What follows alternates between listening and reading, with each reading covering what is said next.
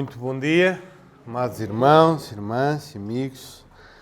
É um prazer estar aqui novamente para expor a palavra do Senhor, compartilhar convosco a palavra.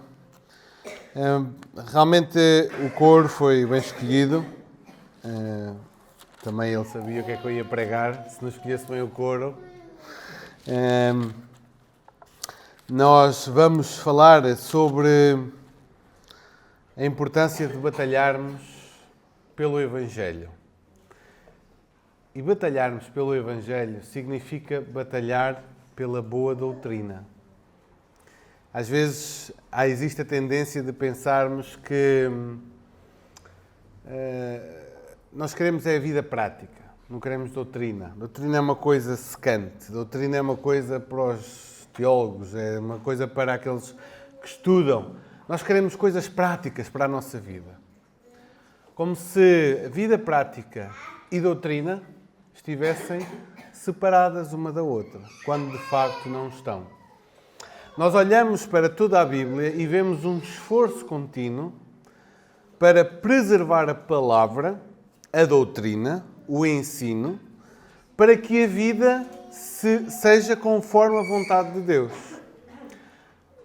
Lembremos só que o homem caiu por causa da perversão da palavra de Deus. Israel foi para o exílio porque profetas não falaram a palavra de Deus. E por todo o Novo Testamento nós temos Jesus a ser enfático, como iremos ver, a cautelar dos falsos profetas. Paulo a lutar contra os falsos profetas. Pedro a lutar contra os falsos profetas. Em Apocalipse, os falsos profetas a serem julgados. Porquê esta ênfase tão grande contra o falso ensino? Porque o falso ensino vai corromper a nossa vida e vai corromper a nossa piedade e a nossa tal vida prática que nós tanto queremos. Então é bom que nós tenhamos consciência de que lutar pela fé do Evangelho é lutar pela doutrina correta do Evangelho, para que então possamos ter vidas dignas diante do Senhor. Vamos abrir então em Judas. Só a título introdutório, queremos que este Judas é o meio-irmão do nosso Senhor Jesus Cristo, irmão de Tiago, da Igreja Presbítero e um líder proeminente da Igreja em Jerusalém. E este irmão, o meio-irmão de Jesus, escreve esta carta, pequena carta, mas profunda. Nós não sabemos quando, mas nem sabemos a que igreja propriamente se destina. Daí estar incluída no grupo de cartas católicas ou cartas universais, porque não tem um destinatário específico, mas é destinada a todos os crentes. E o propósito de Judas é exortar os leitores a permanecerem firmes na palavra que receberam, detectando e denunciando os falsos mestres, expulsando-os do meio deles e resgatando irmãos que estavam a ser enganados por eles. Este é o propósito de Judas nesta carta. Vamos fazer a leitura e vamos meditar nos primeiros 7 versículos desta carta. Então diz assim a palavra de Deus, Judas, de 1 a 7. Judas, servo de Jesus Cristo e irmão de Tiago, aos chamados, amados em Deus Pai e guardados em Jesus Cristo. A misericórdia, a paz e o amor vos sejam multiplicados. Amados, quando empregava toda a diligência em escrever-vos acerca da nossa comum salvação, foi que me senti obrigado a corresponder-me convosco, exortando-vos a batalhardes diligentemente pela fé que uma vez por todas foi entregue aos santos. Pois certos indivíduos se introduziram com dissimulação, os quais desde muito foram antecipadamente pronunciados para esta condenação.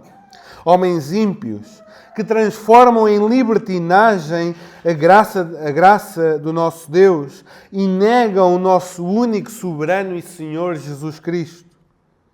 Quero, pois, lembrar-vos, embora já estejais cientes de tudo uma vez por todas, que o Senhor, tendo libertado um povo, tirando-o da terra do Egito, destruiu depois os que não creram. E a anjos, os que não guardaram o seu estado original, mas abandonaram o seu próprio domicílio, Ele tem guardado sob trevas em algemas eternas para o juízo do grande dia. Como Sodoma e Gomorra e as cidades circunvizinhas, que havendo-se entregado à prostituição como aqueles, seguindo após outra carne, são postas para exemplo de fogo eterno, sofrendo punição. Vamos orar. Amado Deus, como teu povo reunido aqui estamos, Senhor, diante da tua palavra, e agora mais uma vez clamamos, Senhor, para que o teu Santo Espírito use, Senhor, e trabalhe na vida de cada um de nós aqui, Senhor, para que possamos render as nossas vidas à tua palavra, Senhor, e assim glorificarmos o teu nome. Te pedimos, Senhor, que venhas ser comigo, conosco, esta manhã, nesta hora. Te peço no nome de Jesus. Amém. Amém. É um texto simples, claro de entender, mas com grandes implicações para a nossa vida. E a primeira coisa que nós aprendemos nesta carta é a bendita posição do crente. Os irmãos notem nesta saudação, como eu já disse, Judas, ele encara-se como servo de Jesus Cristo. Interessante que ele podia utilizar a autoridade meio-irmão de Jesus, mas assim como Tiago, Judas percebe que o melhor relacionamento não é o relacionamento da carne com Cristo, é o relacionamento de servo e senhor com Cristo. Daí ele dizer servo de Jesus Cristo e irmão de Tiago. E ele, porque é que ele coloca irmão de Tiago? Porque Tiago era mais conhecido, provavelmente, era um líder da igreja em Jerusalém, alguém que teve grande influência, grande destaque em Atos 15, por exemplo, naquele concílio lá em Jerusalém. Então, como forma de dar referência aos seus destinatários, quem era este Judas? Porque, não ao contrário de hoje, que alguém que se chame Judas provavelmente é o único na sala a chamar-se Judas, naquele tempo não. Muitas pessoas se chamavam Judas, porque Judas era um nome muito usado naquele tempo. Vem do nome Judá. Então, para dar referência, este Judas é o irmão de Tiago, que era para os seus leitores o conhecerem. E agora, a maneira como ele descreve os destinatários é sublime, irmãos. Ele diz que eles são chamados. Um termo usado no Novo Testamento para se referir aos cristãos e que aponta para a verdade de que são chamados para fazerem parte do povo de Deus. Irmãos, ser cristão, em primeiro lugar, é uma questão de ser chamado por Deus para ser parte do seu povo. Mas a segunda coisa é que eles não são só chamados por Deus, eles são amados por Deus. Por este amor salvífico de Deus pelo seu povo. Os irmãos, não estranhem aquilo que eu vou dizer. O amor de Deus não é igual em toda a Escritura. Como? Sim, o amor de Deus não é igual em toda a Escritura. Há diferentes amores ao longo da Escritura. Deus ama a sua criação de uma maneira. Deus ama toda a sua criação. Mas há uma maneira muito especial em que Deus ama em Cristo aqueles que Ele salvou. É um amor completamente diferente. E este amor que Judas nos está aqui a falar é a estes que Deus chamou para si e os amou e os ama em Cristo Jesus. E eles não são só chamados e amados, mas são também guardados. Os leitores de Judas podiam descansar nesta maravilhosa verdade. Aqueles que foram chamados por Deus e objeto do seu amor incondicional são também guardados até ao fim. Irmãos, convenhamos, se nós só ficássemos a refletir por aqui, já seria o bastante. Irmãos, quanto é que nós relativizamos a nossa salvação. Irmãos, como é que nós damos de barato a nossa salvação? Falamos de ser salvos como se fosse a coisa mais normal do mundo. Falamos de ser salvos como se fosse um direito que nós tivéssemos em ser salvos. Falamos em ser salvos como um evento lá atrás na nossa vida. Jesus morreu por mim. Estou tão contente. Irmãos, o Deus do universo que nós cantámos lá ao início, o Deus criador dos céus e da terra, o Rei sublime, incomparável, todo-poderoso, que não necessita de nada nem de ninguém, decidiu chamar-te, amar-te e guardar-te em Cristo Jesus. Isto não é uma coisa para se pensar de ânimo leve, é a salvação da tua alma. Tu não tinhas direito nenhum a esta salvação e o Rei Eterno decidiu acolher-te para ti. Não só acolher-te, mas amar-te através do sacrifício do seu Filho Jesus. É esta a bendita posição do crente, irmãos. E a estes, Judas diz, misericórdia, paz e amor vos sejam multiplicados. Sim, porque misericórdia, paz e amor são três características da vida do cristão. Ele precisou da misericórdia do Senhor, ele goza a paz de Deus e goza o amor de Deus. Mas esta misericórdia, a paz e o amor devem ser multiplicadas. É este o desejo de Judas. Judas quer que a misericórdia de Deus os sustente, que a paz acalme o seu coração e o amor os guarde da provação que estavam a enfrentar. Então, após esta saudação que nos transmite estas verdades maravilhosas acerca daquilo que Deus fez por nós e em nós,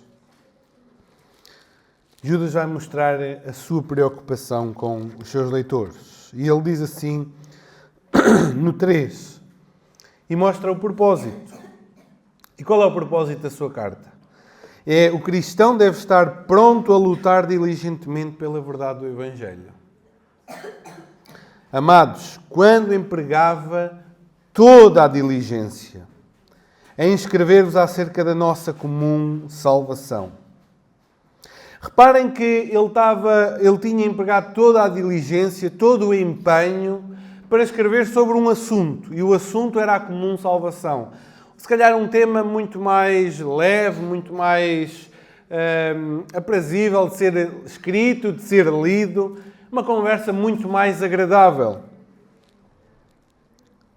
Mas o que é que Judas diz? Eu senti-me obrigado.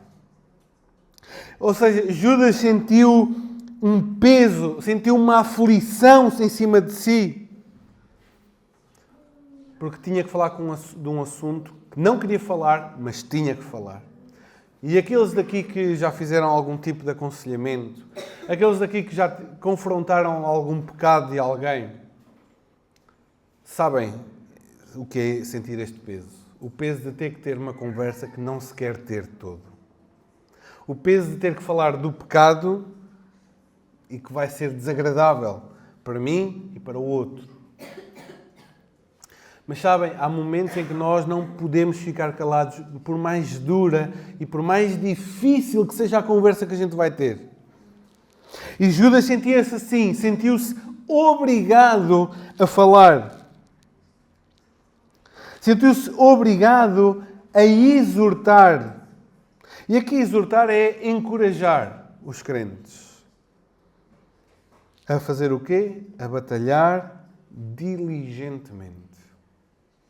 Sabem, a palavra que é usada, a palavra traduzida para batalhar diligentemente, é uma só no grego e que deu origem à nossa palavra agonizar. Ou seja, é levar ao esforço de todos os músculos, todos os tendões, ao máximo. Judas está a dizer, olha, eu queria falar de uma coisa, mas eu sinto-me obrigado a falar de outra. E essa outra coisa é que vocês batalhem. E batalhem com tudo aquilo que têm em vocês. Batalhem com todas as vossas forças. Batalhem até não restar mais nada em vocês. E batalhar porquê?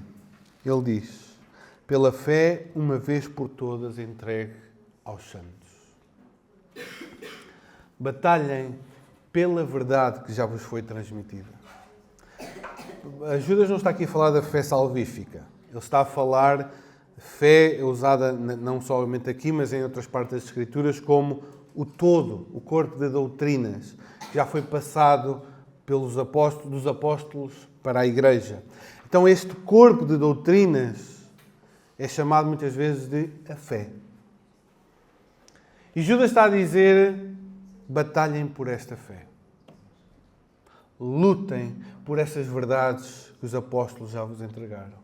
Lutem e batalhem pelas verdades que já foram passadas e ensinadas.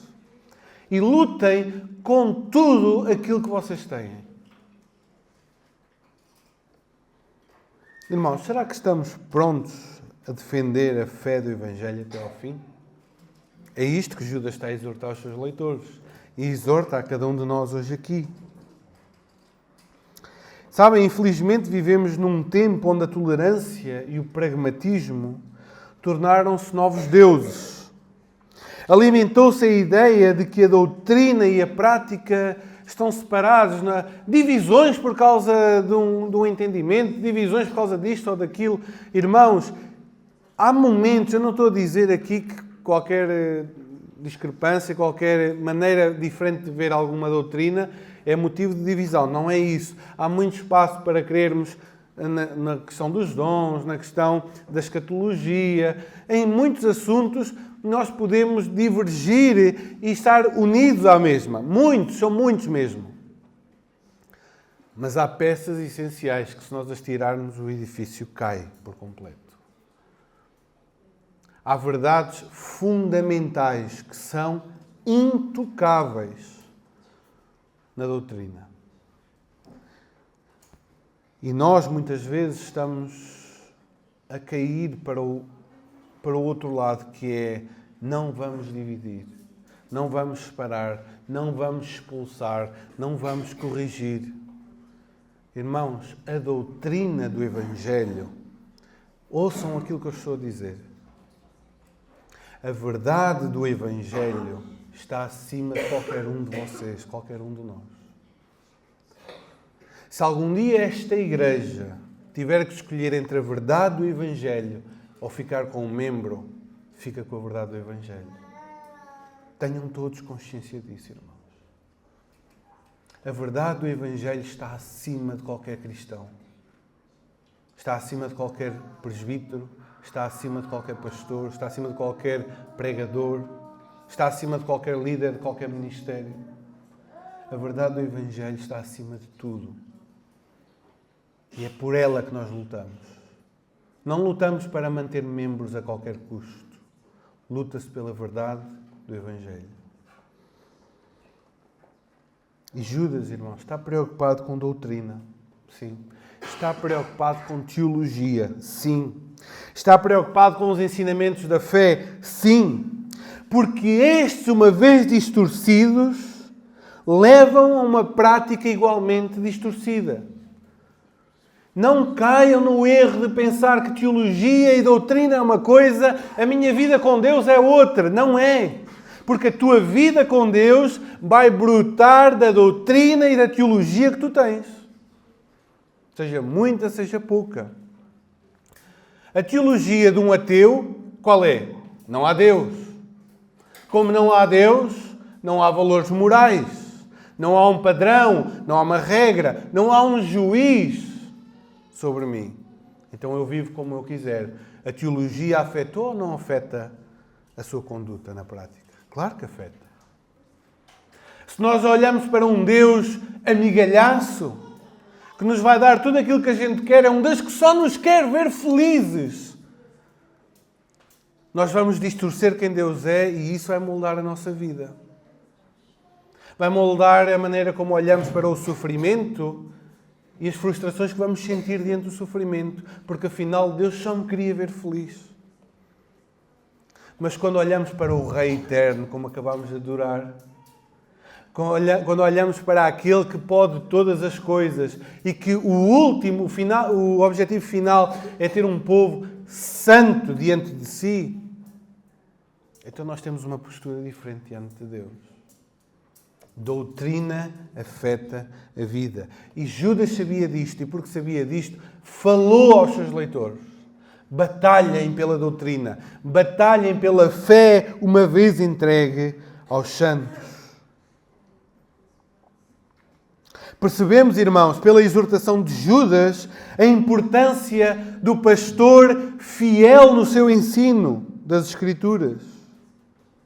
Um dos grandes objetivos de insistirmos na pregação expositiva e sistemática da Escritura, e eu louvo a Deus por esta igreja, louvo a Deus por todas as séries que já têm passado de Marcos, de Jonas e quais foram as outras? Vocês é que sabem, não sou eu. Filipenses. Sabem, irmãos, não é um capricho de 2 ou 3. Vamos fazer agora uma série. Não, irmãos. Porque o grande objetivo em insistir neste tipo de pregação é para que a igreja cresça em maturidade. Para que a igreja cresça em conhecimento bíblico e esteja apta a detectar o erro e a combatê-lo com o conhecimento da Escritura. Aqueles que vos foram colocados aqui como pastores, como pregadores, têm o trabalho de ensinar toda a Escritura. Toda. A pregação não é, como muitas vezes é vista, um recado. Trazer o recado de Deus. Já ouviram essa expressão? O recado de Deus. Eu não trago aqui o recado de Deus, irmãos. O meu trabalho, e o trabalho de qualquer um que suba aqui, é abrir a Escritura, lê-la, explicá-la e aplicá-la às nossas vidas. A pregação tem como objetivo proclamar as verdades do Evangelho de forma a convencer os incrédulos que aqui estão de que a salvação é em Cristo,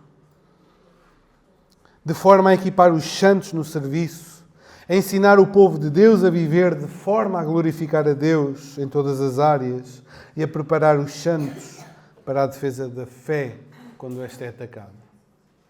Daí se insistir com a pregação da palavra sistematicamente. É por ela que todos nós somos preparados para não nos deixarmos ir por qualquer vento de doutrina. Então, versículo 4, Judas dá um motivo. Ele deu o propósito, escrever, a exortar, a encorajar os crentes a batalharem pela fé uma vez entregue aos santos. E ele agora dá o motivo. E qual é o motivo? Certos indivíduos se introduziram com dissimulação, os quais desde muito foram antecipadamente pronunciados para esta condenação. Homens ímpios que transformam em libertinagem a graça do nosso Deus e negam o nosso único soberano e Senhor Jesus Cristo. Agora Judas explica a razão de se ter visto obrigado a mudar de um assunto agradável para algo mais pesado. É que certos indivíduos, e cada igreja saberá quais são, se introduziram com dissimulação. Esta palavra é entrar furtivamente. Entrar sem ser notado. E sabem, eles entram. Estes homens entram pela igreja adentro. Paulo avisou, não precisam de abrir, Atos 20, 29. Paulo diz assim aos presbíteros lá de Éfeso: eu sei que depois da minha partida entre vós penetrarão lobos vorazes que não pouparão o rebanho. Eles aparecem sempre. Evidentemente, as pessoas que Judas tem em mente não se apresentaram na igreja com as suas novas opiniões logo. Mas elas apresentam-se amistosas, amigáveis, agradáveis na conversa, no trato.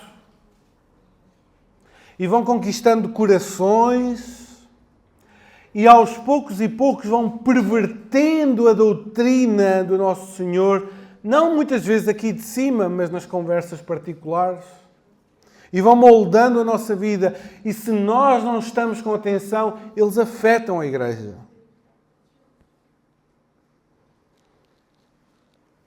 E Judas designa estes infiltrados como homens ímpios. Ou seja, descrentes da verdade do Evangelho. Porquê? Porque a sua doutrina leva a que se pegue na graça de Deus, nesta graça que nos dá liberdade em Cristo, numa coisa bendita, abençoadora, boa. E o que é que eles fazem com esta graça, com esta liberdade que há em Cristo? Eles transformam-na em libertinagem, que é algo totalmente diferente. Eu ter liberdade em Cristo é uma coisa. Eu estou livre do meu pecado. Eu estou livre da minha condição de pecador. Eu estou livre das amarras do pecado. Outra coisa é a libertinagem, que é, agora eu posso fazer o que eu quiser. Já sou salvo. Isto é libertinagem, irmãos. E estes homens pegam na graça do nosso Deus e transformam-na em libertinagem.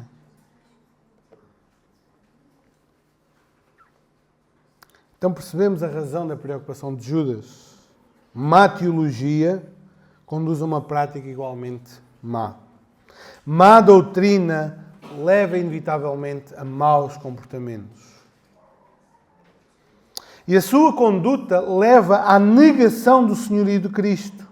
Uma vez que não se submetem à sua vontade, à vontade do Senhor, eles, na prática, negam que Jesus seja Senhor da igreja. Dizem, agora eu vivo como eu quiser, como eu quero, faço aquilo que eu quiser, e quando eu faço aquilo que eu quero, e quando eu ajo da maneira que eu quero, e quando eu penso e falo como eu quero, eu estou a mostrar que Jesus, afinal, não é Senhor da minha vida. Estes homens foram antecipadamente pronunciados para condenação. Já foi lavrada há muito tempo. E para elucidar a igreja, Judas, então, no versículo 5 a 7, mostra 3 exemplos de condenação no passado. E o primeiro deles é israelitas. Israelitas incrédulos que pereceram no deserto, verso 5. Não sabemos se Judas tinha algum episódio específico em mente, mas houve várias vezes que o povo se rebelou contra o Senhor e deixou-se tomar pela incredulidade. Podemos lembrar o exemplo dos 12 espias, dos quais 10 vieram incrédulos, de que poderiam entrar na terra. Após o Senhor ter demonstrado tamanho poder lá no Egito, a saírem do Egito, homens não creram que Deus era igualmente poderoso para os fazer entrar na terra. E por causa disso, vaguearam pelo deserto de 40 anos, por causa desta incredulidade. Mas há outros episódios. Mas o ponto de Judas é este. O Senhor libertou um povo, tirou um povo, mas aqueles que não creram, o que é que lhes aconteceu? Foram destruídos.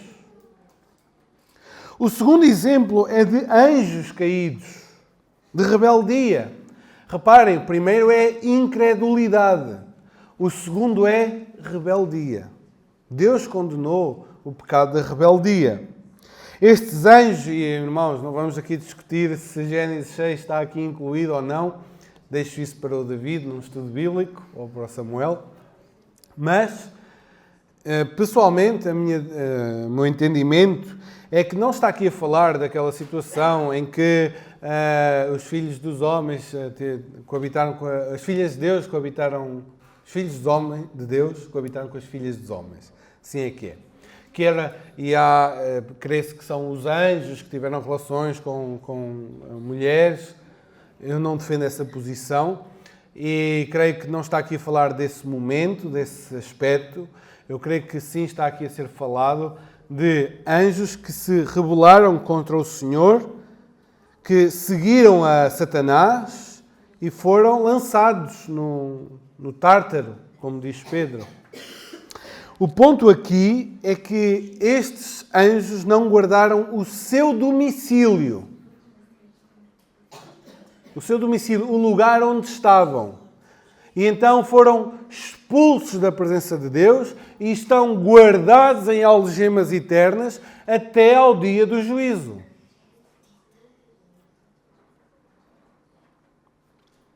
E o terceiro exemplo é de Sodoma e Gomorra. E é o exemplo de imoralidade.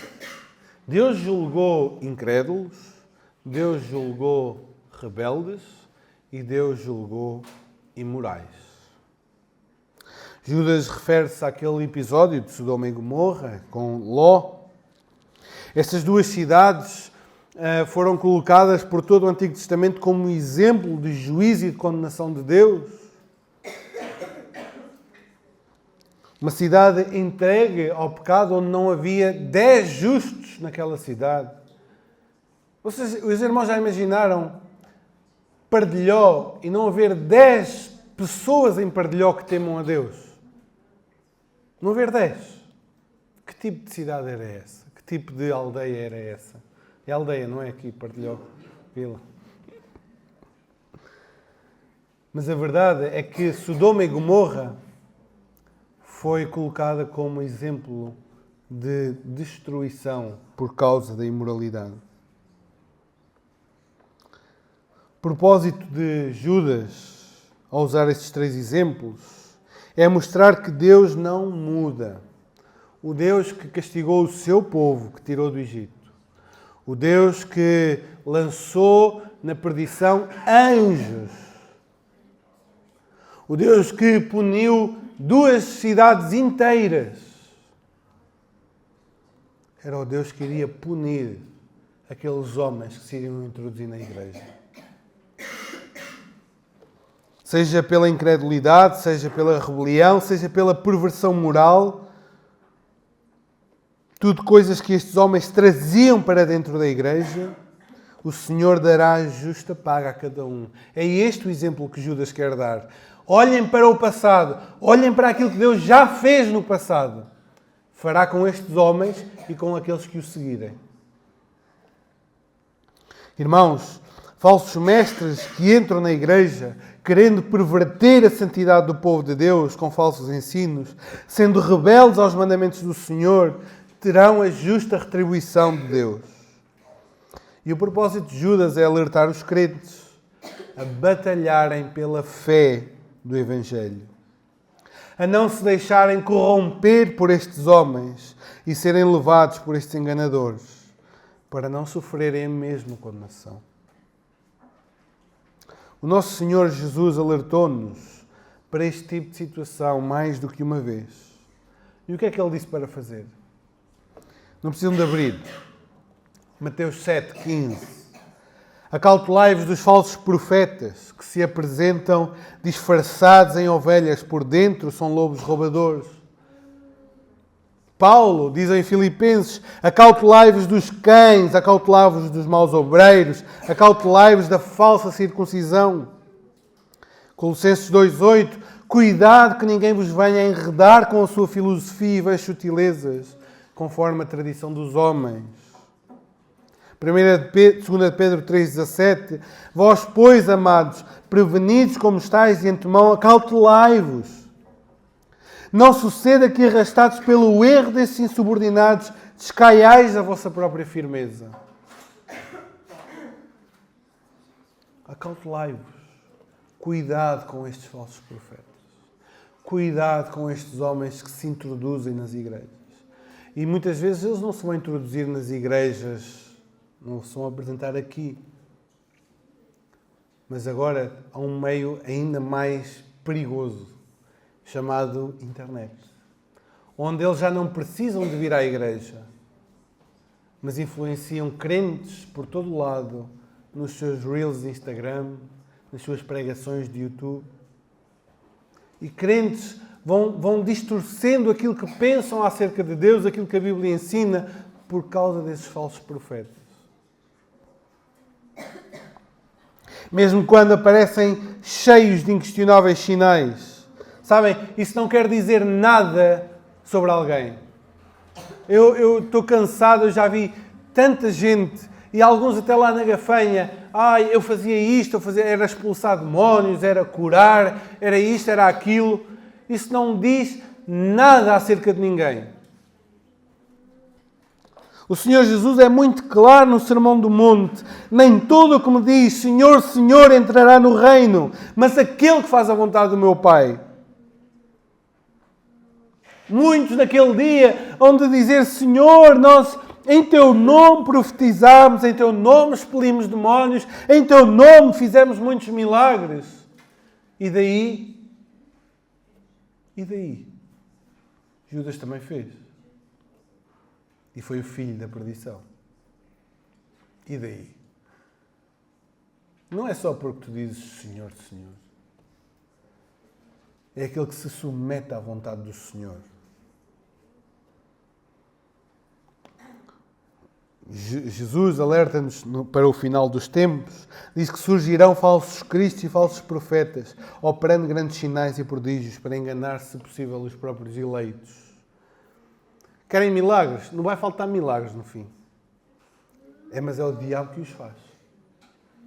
Mas para quem gosta de milagres, o fim dos tempos vai ser abundante em milagres.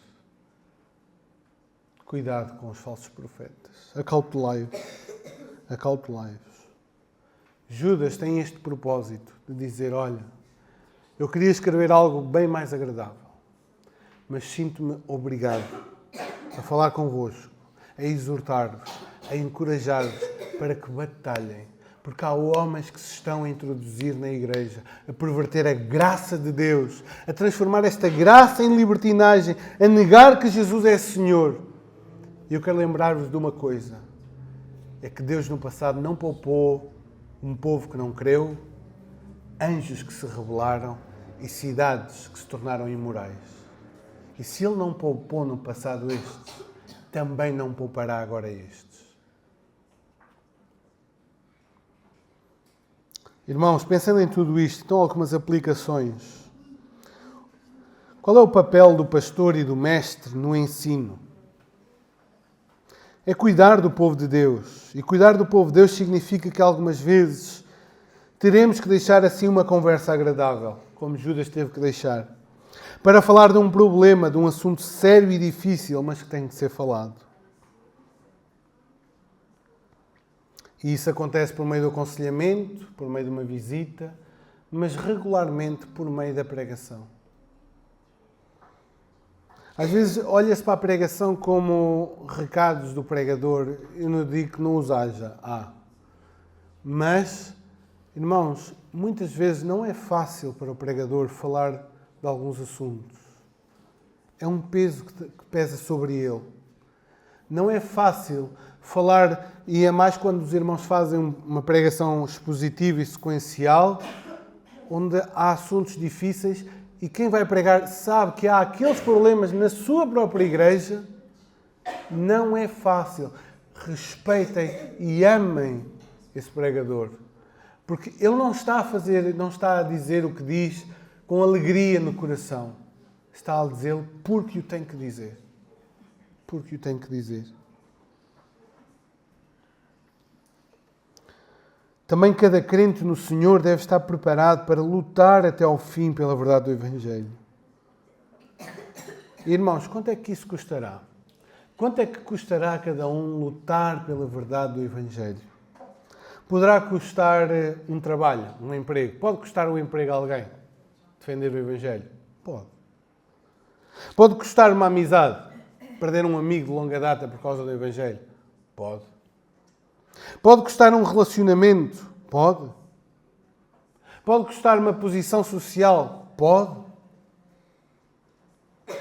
Mas também pode custar a própria vida e a dos nossos, se estivermos em alguns outros países.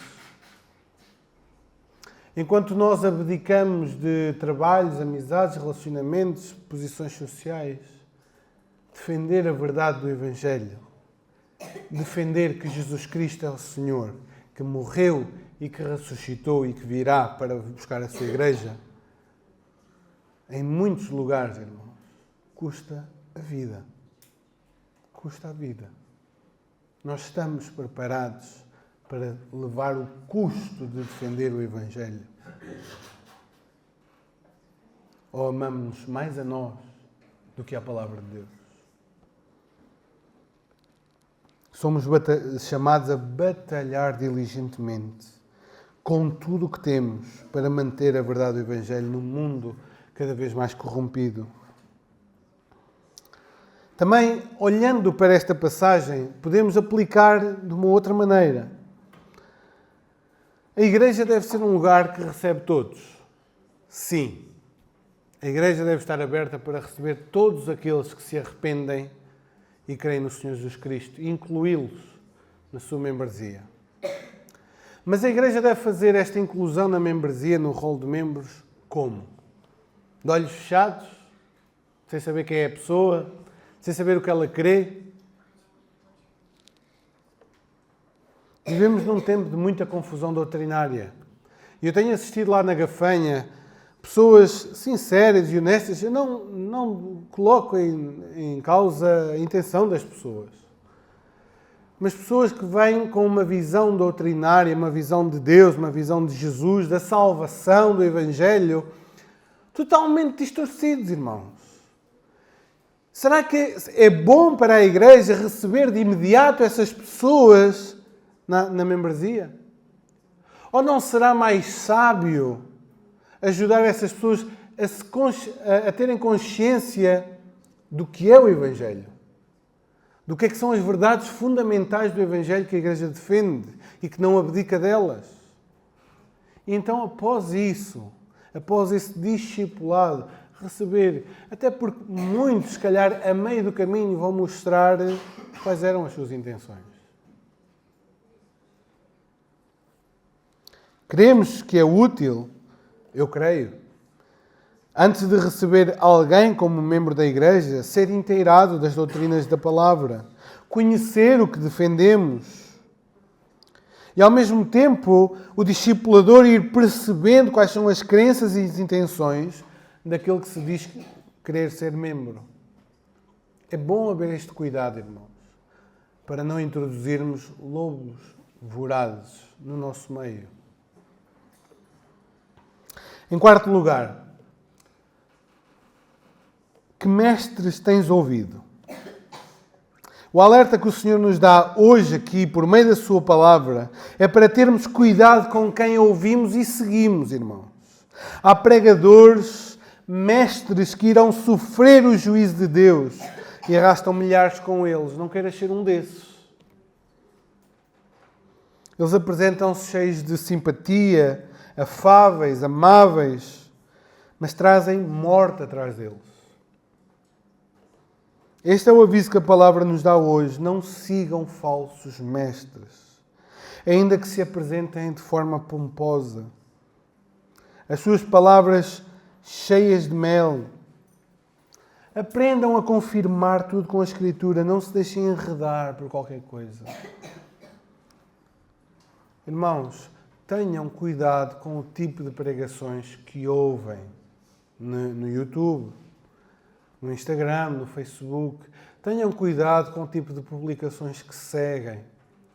Tenham cuidado com o tipo de pregadores que vocês veem, aqueles reels de 1 minuto, ou o que é, com verdades aparentemente espetaculares, profundas. Irmãos, selecionem aquilo que andam a ouvir. Escolham bem aquilo que andam a ouvir. É um aviso para vocês e é um aviso para mim, irmãos. Porque eles espalham doutrina de morte, aparentando ter vida. E por último, irmãos, estes exemplos que a Escritura nos dá de destruição pela incredulidade, pela rebeldia, pela imoralidade, lembram-nos que há um Deus no céu que é Rei e Juiz. E eu quero deixar claro pela palavra que lemos aqui hoje, que todo aquele que está aqui esta manhã, que tem ouvido a palavra e continua na sua incredulidade, continua na sua rebeldia, continua na sua imoralidade, todo aquele que se mantém rebelde diante de Deus, o Senhor que lançou anjos no Tártaro, o Senhor que destruiu um povo, o Senhor que julgou 2 cidades, é o Senhor que te condenará também a ti. Deus ama. Deus é amor. Mas Deus também é justo e zeloso da sua santidade. Deus não mudou ainda. Se te mantens rebelde, segues o caminho dos falsos mestres e terás com eles o seu fim. Então hoje podes vir à fé. Hoje podes abraçar as verdades do Evangelho. Crer que a morte de Jesus é suficiente para o perdão dos teus pecados e submeter-te a Ele como Senhor e Salvador da tua vida. Hoje podes fazer isso. Com base na passagem que nós lemos, eu quero exortar-te. Não permaneças na incredulidade por mais tempo. Arrepende-te e crê, porque o Deus que julgou no passado julgará com mais furor no futuro. E a nós, irmãos, batalhemos, sejamos prontos a batalhar pelas verdades do Evangelho. Ainda que isso nos custe a vida e muitas outras coisas, a palavra está acima de qualquer um de nós. Que o Senhor nos abençoe.